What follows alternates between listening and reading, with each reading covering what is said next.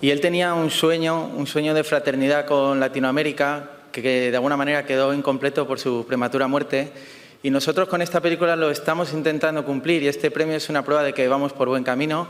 Y os animo a todos a que cuando la película el año que viene esté en la sala vayáis a verla y participéis de ese sueño.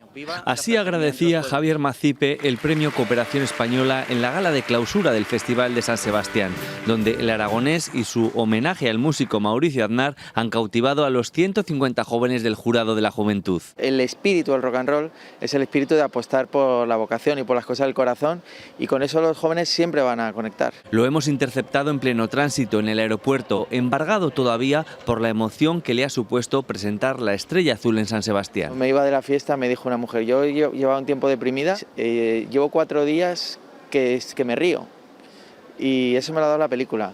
Y yo no me lo podía creer, ¿no? Porque es una historia muy dramática la que hemos contado, y es verdad que nos hemos esforzado en que transmita luz. No ha podido traerse el principal premio al que optaba de nuevos directores. Siguientes presentaciones en Varsovia, Francia y Latinoamérica. En primavera llegará a la cartelera, con estreno a lo grande en Zaragoza. Y yo visualizo alfombra roja en Independencia, sala grande del Palafox llena, concierto después, más birras sonando por la Torre del Pilar.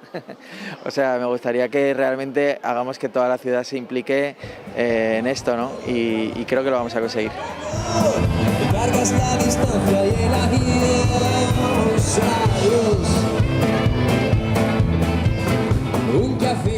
Aragón TV con el cine aragonés.